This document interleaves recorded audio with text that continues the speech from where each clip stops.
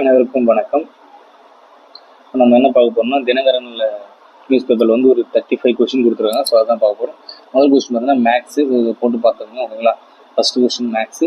So ரெண்டாவது question பார்த்தீங்கன்னா இதை பூர்த்தி சொல்லிக்கிறாங்க. பம்பாய் பிரசிடென்ட்ஸ்னால் என்னன்னா ஹேஸ்டிங்ஸ், அப்புறம் மதராஸ் மாகாணம் பார்த்தீங்கன்னா வில்லிங்ஸ், வெல்லஸ்லி, ஆக்ரா மாகாணம் வந்து வில்லியம் பெண்டிங், பொதுப்பணித்துறை வந்து டெல்லஸ்லூ ஓகேங்களா. ஸோ அடுத்த கொஸ்டின் 328 வந்து சங்ககாலத்தில் பெண்கள் கல்லூரி பெற்றன கரெக்டு. சதி என்ற மக்களிடம் இருந்தது, இது கிடையாதான். அடுத்து பார்த்தீங்கன்னா 3வது சதி என்ற வழக்கம் அரசு குடும்பத்தில் இருந்தது அப்படின்றது சொல்கிறாங்க ஓகேங்களா. இது ரெண்டுமே சரியானது. அடுத்து தவறான நினைக்கிறாங்க. பாரிஸ் உடன்படிக்கை 1993. ஸோ இது தவறாக மிச்சம் எல்லாமே கரெக்ட் ஓகேங்களா. பாரிஸ் உடன்படிக்கை எந்த ஆண்டு கமெண்ட் பண்ணுங்கள். ஸோ அடுத்த கேள்வி வந்து மக்களவையில் மாநில வாரியாக இடஒதுக்கீடு 1971 மக்கள் தொகை கணக்கெடுப்பின் அடிப்படையில் அமைந்துள்ளது. எந்த ஆண்டு வரை இது அப்படியே இருக்கும்னா 2026 வரைக்கும் அப்படியே இருக்கும் ஓகேங்களா. தமிழகத்தின் ராஜ்யசபா உறுப்பினர் எண்ணிக்கை 18. அடுத்த கேள்வி இந்தியாவிலிருந்து நிதிக்குழு எத்தனை ஆண்டுகளுக்கு ஒரு முறை அமர்த்தப்பட்டிருக்கும் பார்த்தீங்கன்னா 5 ஆண்டுக்கு ஒரு முறை அமர்த்தப்பட்டிருக்கும். அடுத்த கேள்வி துணை ஜனாதிபதிக்கு எதிரான பதவி நீக்கம் நடவடிக்கை எங்கு தொடராமல் மாநிலங்களுக்கு மட்டும்தான் தொடர முடியும். அடுத்து எல்லாமே மேக்ஸ் வருது. அடுத்து கண்டினியூவாக மேக்ஸ் வருது. அது எப்படி வரும்? மேக்ஸ் தான். மேக்ஸ் சம்ஸ் நாடே பாஸ் பண்ணி போட்டு பார்த்துங்க.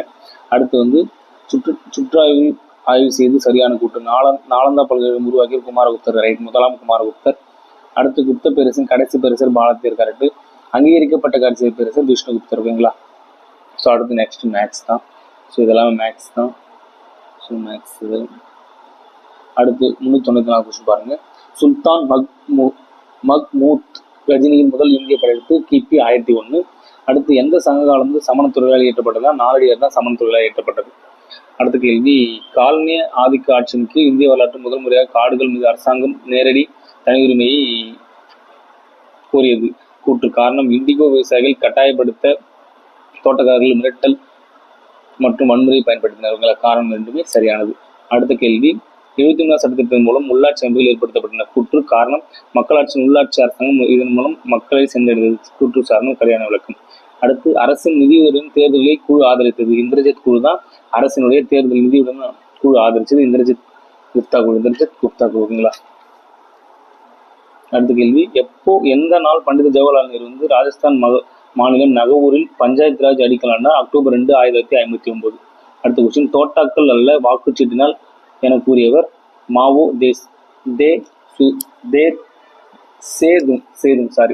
சேதுங் ஓகேங்களா. தோட்டக்கலால் அல்ல வாக்குச்சீட்டினால் என கூறியவர் ஓகேங்களா.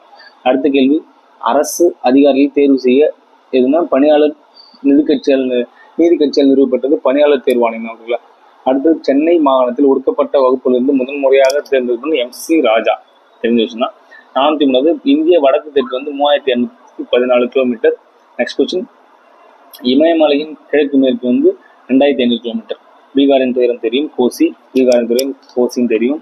அடுத்து தென்னிந்தியாவின் மிக உயரமான சிகரம் ஆனைமுடி எவ்வளோ கிலோமீட்டர்னு கமெண்ட் பண்ணுங்க. அடுத்து பழைய வண்டல் மண் வந்து வாங்கராகவன் வந்து பழவேற்காடு இறங்கினா தமிழ்நாடு ஆந்திராவில் இருக்கு. நெக்ஸ்ட் மேற்கிற்கு இடையிலுள்ள மழை பொழிவு பெரும்பகுதி பஞ்சாப். அடுத்த கேள்வி வந்து கேரளா மற்றும் கர்நாடகா பகுதிகளில் விளையும் மாங்காய் விரைவில் முடிந்த மாஞ்சார் ஓகேங்களா. ஸோ இன்னைக்கான கொஸ்டின் இதுதான். ஸோ இந்த வீடியோ பிடிச்சதா லைக் பண்ணுங்க, ஷேர் பண்ணுங்க, கமெண்ட் பண்ணுங்க. தமிழன் டிவிஸை சப்ஸ்கிரைப் பண்ணுங்க, சப்போர்ட் பண்ணுங்க. நன்றி, வணக்கம். மீண்டும் சந்திப்போம்.